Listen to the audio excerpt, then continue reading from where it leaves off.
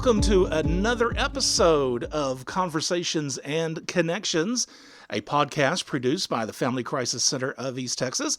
I'm Stuart Burson, the prevention coordinator for the agency, and glad you could join us. I was going to say today, but I never know when you're going to be listening to these. You could be listening in the middle of the night, so thanks for listening.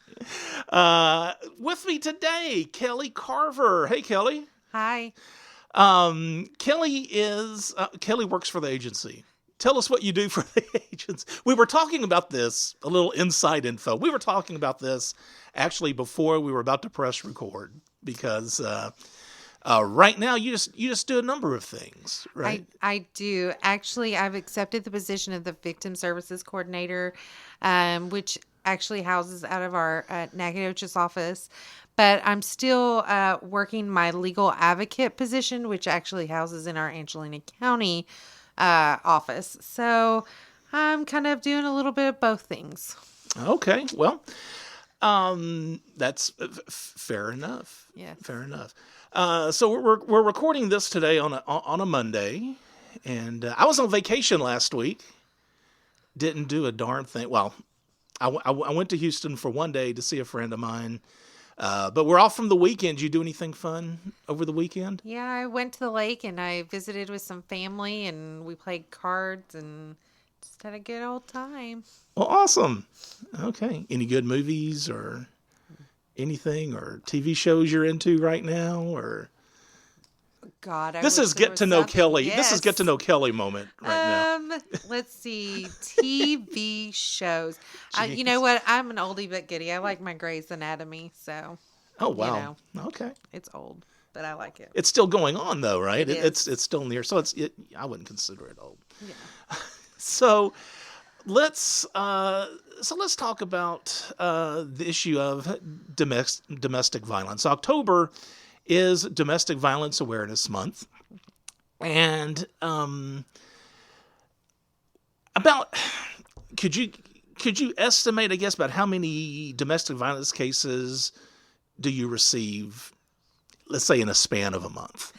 Okay, so this is a really interesting question. I had to ask some people some numbers because I can tell you that as far as cases that I provide services to, it's probably on average somewhere between 20 and 30 cases a month. And that's people who are already working services and that's new people. So that's just me, legal advocate person. But the agency on a whole actually receives about 80 average domestic violence cases in a month, and then about 30 what they call DV dual clients in a month's time. So in a total, it's probably average about 100 clients a month are DV. Okay, and for those who don't know, what's a dual client? A dual client is somebody who's been in a domestic violence situation, but they've also been sexually assaulted at some point in their life. Okay. Yeah. And I guess that's one thing, a lot of people, not all domestic violence situations involve sexual assault. Correct. Now let's go back a little bit because you talked about your role as a legal advocate. You say you're still a legal advocate. What does that mean? What does it mean when you say you're a legal advocate? Someone comes to you, you're going to give them legal advocacy services. What is that? So what that kind of looks like is if somebody's needing to go to court for some reason, then I'm going to provide that accompaniment. I'm going to possibly be that person that has some layman's terms like conversations with them because I'm not an attorney, I'm not a judge, I'm not any of those things, but I'm somebody who knows about the court system, knows people within the court system to help them kind of make the transition easier because the normal person is not familiar with how the court system works. Before I even had this role, I couldn't have told you half the things that I now know. I'm just going to ask you to talk just a little bit closer to the mic. Thanks. Okay, that I now know. And so it takes some time to kind of get used to, and you talk to your clients about those things. Another thing is we can accompany them with law enforcement. So like if they need to make a report or something like that, we'll accompany them there. If they have to go to the hospital for some reason, then we're going to accompany them there. We are there to advocate for what their needs are, whether it's legal. In the gray area is like medical advocacy, but still that's part of their situation. So I'm still going to attend and go with them. So like in the courtroom, or are you speaking for them, or are you just kind of there giving advice, or? Oh, I'm definitely not speaking for them. Okay. Yes, because I can't. Because if you're speaking for them, you're, well, one, you're not empowering them, and we're all about empowerment advocacy. So we're wanting to make sure that they know that they can get through this. Even if it's just me holding their hand, they can still get through this. But I'm also not an attorney, so I can't sit with them like an attorney would and be able to say, these are the things my client wants. Okay. Sure. All right. And we may in the future go a little deeper into just advocacy. I hate to say the word victim, but being a legal advocate, maybe we can get Charlie in here and really talk about the legal aspects of everything. So besides being the legal advocate, what else do you do again? I'm now the victim services coordinator. Okay. So I'm going to go out on a limb and say you coordinate the services for the people who come here. Yes, but it's more so for the Nacogdoches office. So I'm helping the legal advocates that are there in the Nacogdoches office. So I'm kind of,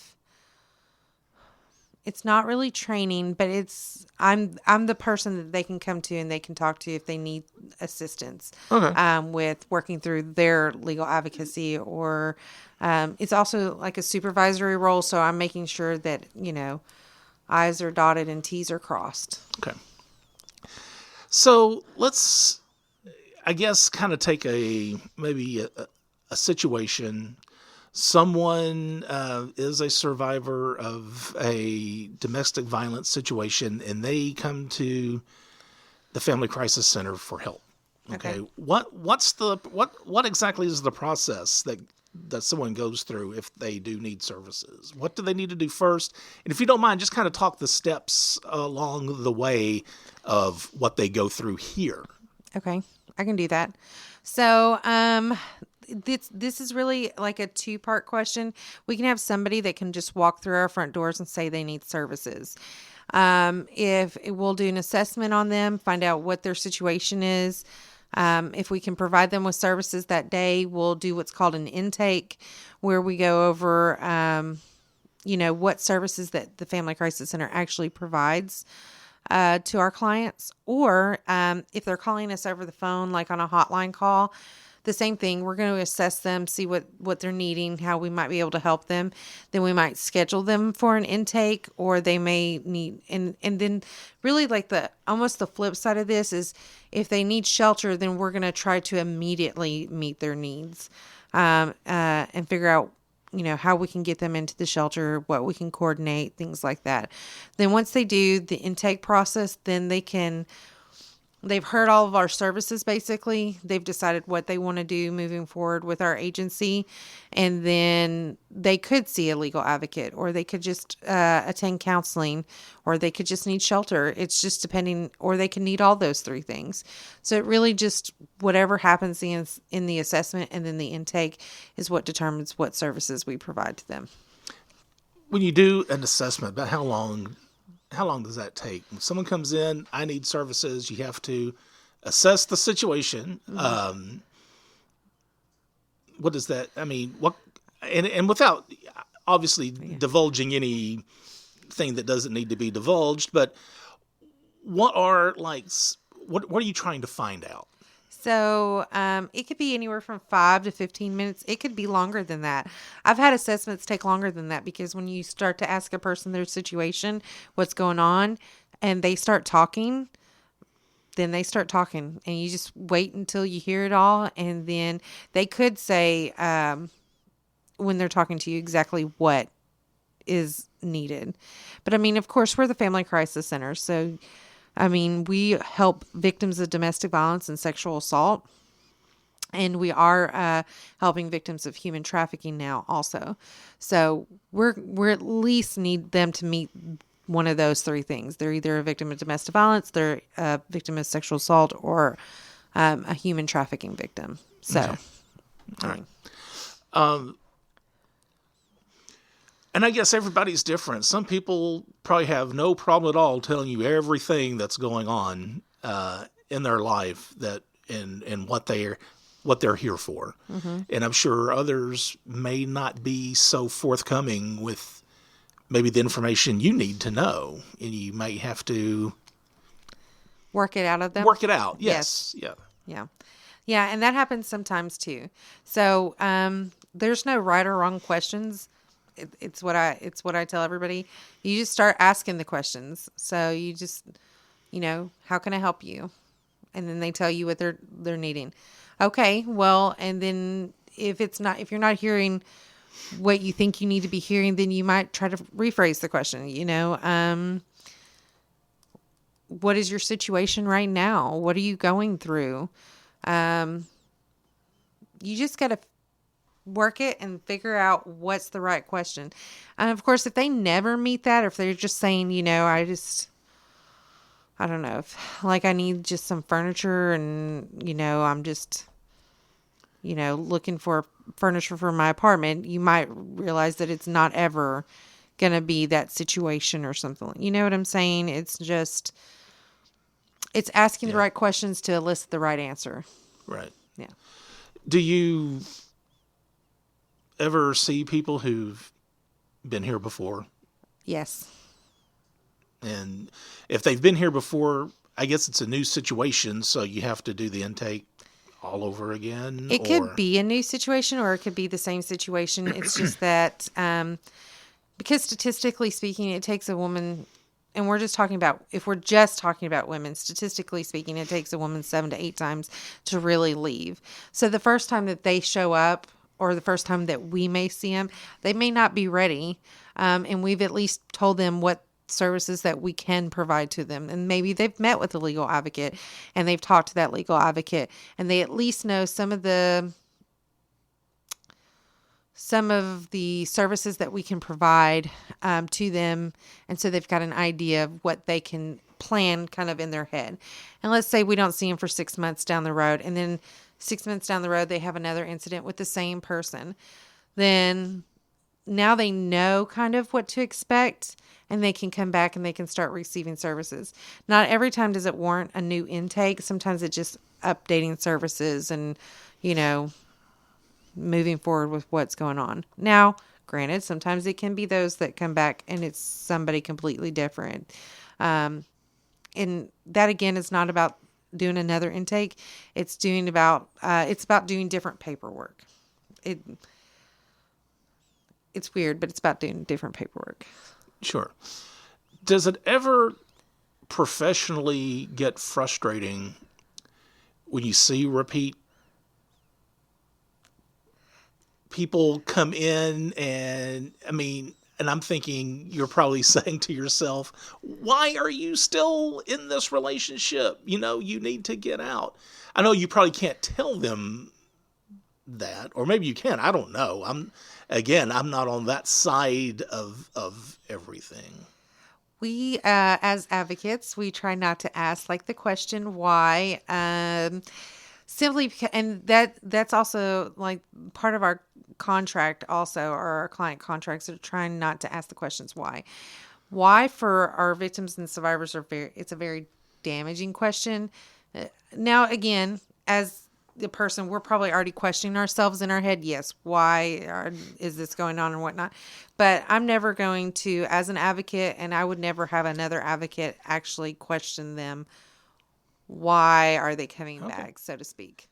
Sorry, No, I didn't mean to throw you a curve there. And, no, keep them going. And again, I kind of want to go back to the fact that we are the family crisis center. We're not the women's crisis center. So in your career here, have you seen very many men come in seeking services? I have seen some men. So, and again, statistically speaking, we're not going to see a whole lot of men probably come in because men, for whatever reason, don't report a whole lot. But I have probably the second year as a legal advocate, I've seen the most men in my career as a legal advocate. I probably seen somewhere between 10 and 15 that year. So it was a whole bunch compared to previous years. Now, usually men are like 1 or 2 a year versus that.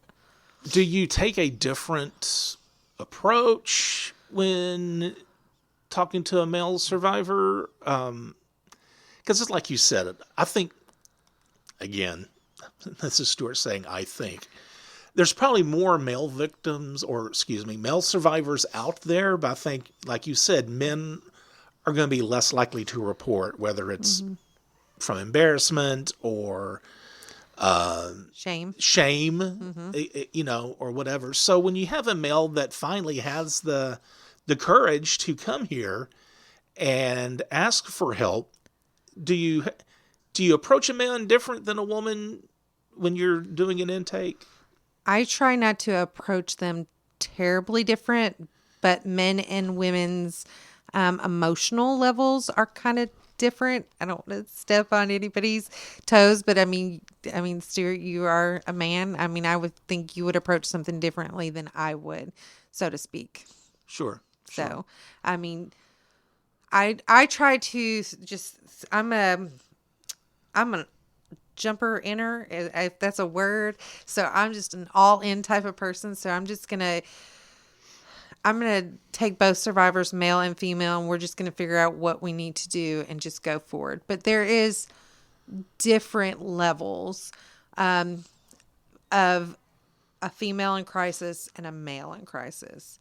Well, it makes sense. I mean, I think it does. I guess I'm just thinking from a man's point of view, coming in, maybe being a little bit ashamed, maybe being embarrassed, and maybe having to even tell a woman what I've gone through. Yes. So anyway. I mean, I can definitely see it because especially if if the female is the perpetrator versus if it's a male on male perpetrator, I don't know. I think it would be different telling a female that this is something that's happened to me. So, well, how big of a problem is domestic violence here in East Texas? Are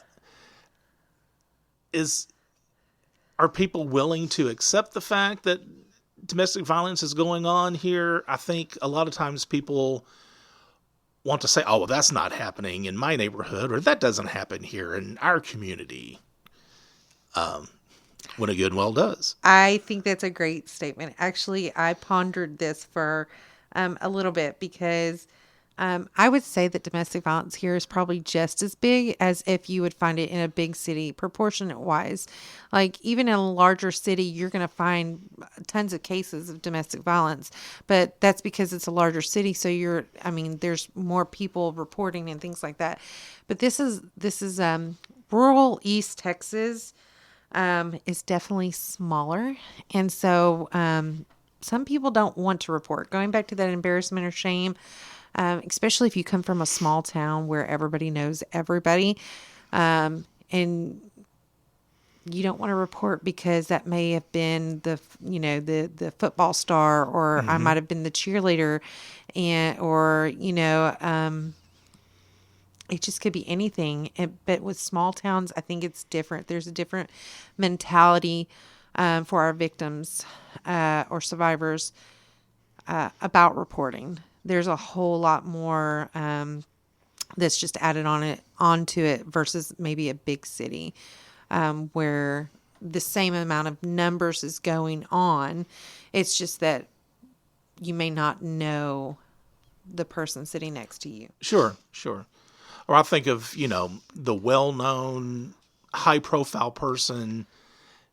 and let's say their spouse is a survivor of domestic violence, that spouse may not want to jeopardize that person's career if they're big in business or in politics or something like that, especially in a small town. So I can see where they may be reluctant to come forward. I mean, if we're just talking about like celebrities, the one celebrity that really comes to my mind when I'm talking about domestic violence is, of course, Rihanna and Chris Brown. And Yeah. and so their stuff, their celebrities, it was splashed all over the news. You've seen it, and it was there every time you opened a site and whatnot. So then you've got small town, who might be the equivalent to Rihanna or Chris Brown, and then seeing that splashed across like the newspaper, I can see why people would not report and why it would go underreported. So in all these incidents that you see and all the intakes that you've conducted over the years, is there a common thread that you kind of see, or is everything just so different? It's just all over the place. So this was another good question that I had thought about. So most of our clientele, of course, is low socioeconomic status. So a lot of them are not having a lot of money come in or have a lot of jobs. But that can go back to also abuse. Because a lot of times abusers, whether they're male or female, doesn't want the other party to work. Whether it be jealousy or just that element of control to keep them in the home. Now it's kind of hard also to answer, but in the same sentence, because I have seen people who've made more money come into the agency and try to receive services, and we still provide them with the same level of services. It's just that for them, I think, again, going back to how big of a problem it is, they tend to see it more on a level of embarrassment and shame because they're big wage earners within their family and or community. And I guess what you just said, I guess it's kind of interesting that maybe some people, and there's no really reason to think this way, but I think a lot of people, the more money you make, the more smarter you are, and you shouldn't let yourself get into this situation. Maybe, you know, and I want to emphasize that's the attitude people have. I'm not saying that's no. I think you're correct about that. I think it's because we think let's say an attorney walks in, we figure they're educated enough that. How could you get yourself into this kind of situation? But again, domestic violence, it's across the board, and it's a problem that doesn't start out as domestic violence, because what we're thinking of is the beaten person, the person who's got the bruises and the marks all over their face. But that's not always the case. It always, I would say, 99% of the time starts out as the mental manipulation. Or the taking of the money, the economic abuse. So you don't see those things. You don't see those bruises because those are internal. And so it takes time to see the bruises. And by then they could have been in a relationship for 5 years before the bruising actually starts. Yeah. So, okay. And I mean, I've had lots of people tell me they would rather, which is a sad reality, they would rather be beaten more than they would like the mental manipulation, because that hurts so much worse than the abuse itself. Wow. Yes, that's a powerful statement, and I've heard that many a times. Huh, okay. Well, and I guess in a way I can almost see that. If you're in a relationship with someone who loves you, I can say like hurtful words and hurtful actions are just as bad. It is. I mean, so I can see that. And that's why sometimes our motto is love shouldn't hurt. And that's the truth. Like your words, lots of people say things like you're dumb or you're stupid. And they don't realize how, when you say that and how many times you say that to that partner that you love, or nobody's going to want you because you've put on a few pounds or things like that. They don't realize how much that really, we internalize that and we hold that in and go, is somebody really going to want me if I put on 10 extra pounds? And then we don't leave. And then we stay. And then the progression gets worse and worse and worse. I want to talk briefly about dating violence. We talk about domestic violence, and I know you're as well as we are in prevention, a big advocate against dating violence. What separates what is the difference, I guess I should say, between domestic violence and dating violence? Is it just the nature of the relationship, or what goes into differentiating between those two? When you're talking about dating violence, are you specifically talking about maybe teen and young adult dating violence? Probably. Okay, so I guess, or like young adults, teens. The difference is because if a lot of times we take love and stuff differently as a teen and a young adult than we do as somebody who's 35. As a teen and young adult, we are impressionable because we see these things, like maybe these romantic movies, or we read these books that say that, we should end up with that prince or things like that. And I guess I'm speaking as a female. And we think that's how love should be. And then we get in a relationship where our boyfriend might be calling us 80 times and we think that's acceptable. We think that's something that's like, oh my God, they called us 80 times. They must really love me. They must really love me. And we don't realize that is actually dating violence. Or they text us. I can't even imagine how many texts people get. I have a child. Well, I have 2 teenage girls, and I can't imagine how many texts they actually get and what they would seem as extreme.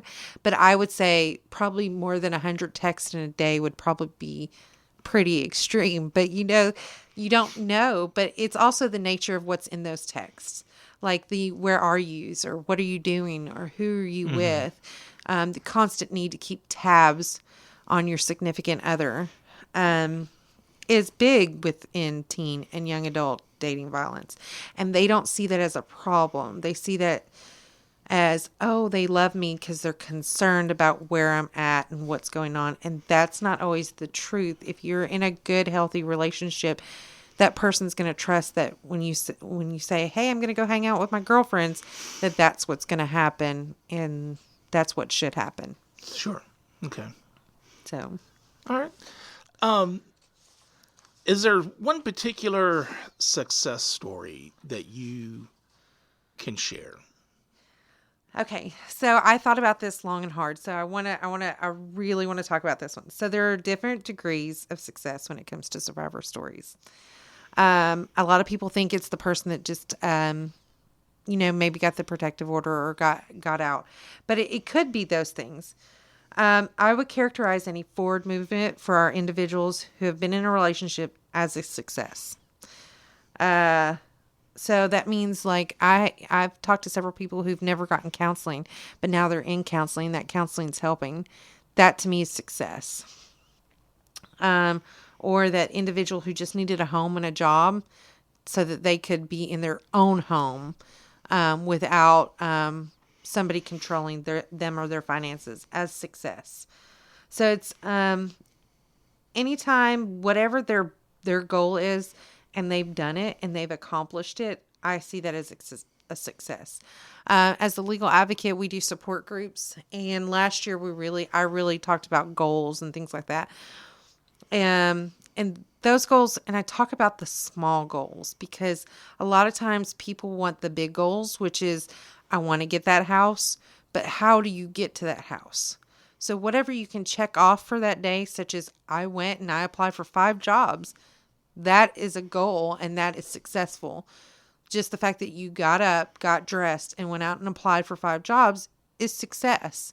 You cannot, too many times, even without domestic violence, we set that huge goal. And when we don't attain it really quickly, we get discouraged. So we've got to think in smaller terms. And that's what I try to tell them, so that they know that they're being successful also. But I will give a success story. I had a client who was a victim of stalking by her ex-husband, or soon-to-be ex-husband. She had went to law enforcement and talked to them about what was going on. And they were kind of dismissive of her. They read a few text messages and they thought, oh, this is nothing. This is just text between 2 people who have been, I guess, lovers. I use quotation marks, lovers, who are in a relationship together. And they just was like, this really doesn't seem like that. But then as an advocate, and I'm, like I said, I go all in. So I'm looking at all these text messages and I'm noticing she's not replying back to these text messages. And these text messages are saying things that, would indicate that they were together at the time he was sending the text messages. And then in the next breath, it would indicate that he hadn't heard from her in forever. And so then I went to law enforcement and advocated for her, and they reopened the case. And sure enough, they deemed it as harassment and stalking. The individual did get arrested, and she was able to get her legal needs met. That meant getting a protective order for herself and getting her divorced from this individual, because she was ultimately married to this individual. So, and she was ultimately happy with the outcome. And that as an advocate is what I wanted for her. Whatever she could move forward with and what would make her happy and feel safe again is what I, as the advocate, that's my role for her. So that was successful for her. Great. So let's go back in our time machine. Okay. And think about little Kelly. Oh. In high school or college, when you're trying to decide what you want to do with your life. What made little Kelly decide this is what you want to do? Or maybe it was older Kelly. But what made you decide you want to be an advocate? You want to help these survivors of domestic violence and sexual assault? It was definitely older Kelly versus younger Kelly. Older Kelly wanted to be an actress, and so, or Awesome. Younger Kelly wanted to be an actress, and so Awesome. for a while I did some theater and stuff like that. So it's definitely older Kelly that made myself decide to pursue this career. I have friends, and of course they have family, and I've seen a lot of these families actually with parents who were not technically protective of their children.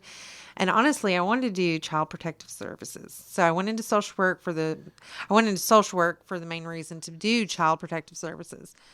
And then for my senior year, we got a chance to do internships.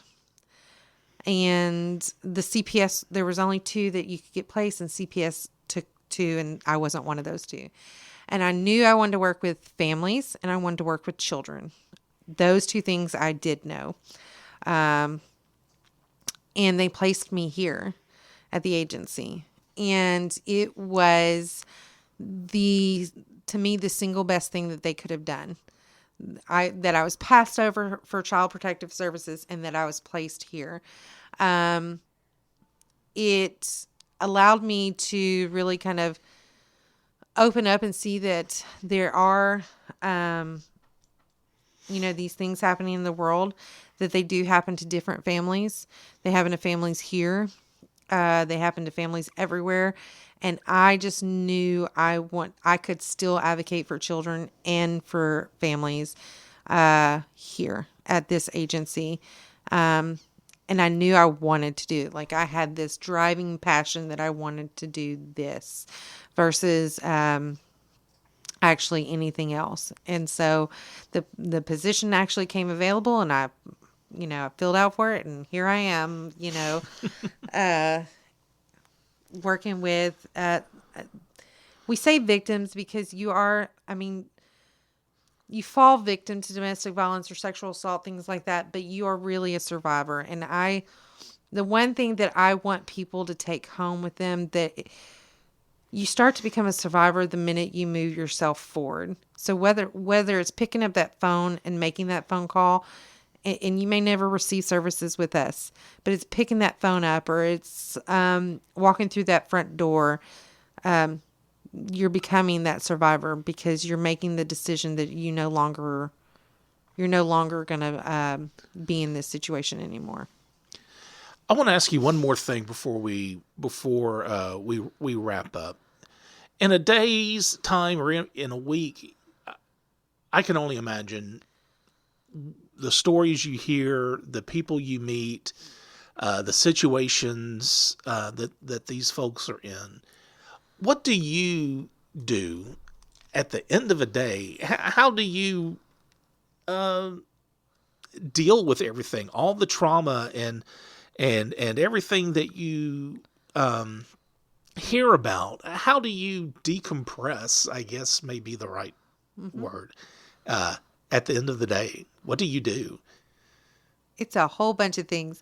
So I will tell you, in the first year, I really learned my lesson. Like, I thought I properly was able to decompress, put things in what I call little boxes now in my brain. And I shut that box when I leave the office at the end of the day. But the first year was hard. I took everything basically home with me, and that box was open. It was like wide open, and it was hard for me to decompress. And I had one situation that just totally rocked my world enough that I was like, you've got to figure out how to shut these boxes at 5:00 or whenever I get off, because you can't bring that home with you every day. It'll affect you. I mean, some of these things that you hear is just, it's traumatizing to hear, let alone what these people are going through with on a daily basis. So basically at that point, I made a decision that when I walk out the door at 5:00 in the afternoon, or 5:30 or 6:00 or whatever, I put everything I've heard in this box in my brain, and I put the lid on that box. And I don't open that box back up until 8 a.m. the next morning, whenever I walk through those doors. But even before that, I just get in my car and I put my music on, and I just go to a different place before I get home to my babies, because they don't need to see me dealing with all the trauma of everybody else's trauma, basically. Okay, and what you just said prompted another question I wanted to ask. As a parent of two young girls, does it make you more cautious or more fearful when they go out on a date or go out with friends? Or do you give them the lecture? And I guess besides what a normal parent would do you think your work here has made you more cautious as a parent? Oh yeah. And my girls will tell you the same thing. They're two different individuals, but my oldest, she's probably the more cautious and whatnot. And I'm just like, okay, do you remember this? Remember we talked about this or something like that? Now my other one, she likes to play the video games and things online, and I'm just like, okay. That's a whole nother world. It's a whole nother world, because it's not even then about domestic violence. It could be about some, perpetrator online trying to get her information. So I'm like, okay, don't be accepting any friend requests from anybody, and sometimes I'm even like, let me see your phone. So every once in a while we just check in. So, oh yeah, having worked here and has changed a lot. Not a lot of my perspective, but it has definitely changed enough of the conversation that I have with my children. So, yeah. All right. Kelly, thank you. I really enjoyed our conversation. You're welcome. Thank you. Thank you so much. I'm sure we will have you back at some point to talk about more in depth, maybe about legal advocacy or some other stuff that you deal with here at the agency. And I do want to remind you, if you feel like you need our services, we do have a 24-hour hotline, and that number is 1-800-828-7233. If you ever feel like you're in need, give us a call 24 hours a day. It will be answered. If you'd like to contact us about anything that you've heard today or contact us about the Conversations and Connections or anything else regarding the agency, you can email us at familycrisiscenter@fccet.com. That's familycrisiscenter@fccet.com. And as always, be the voice, if not for you, for someone else.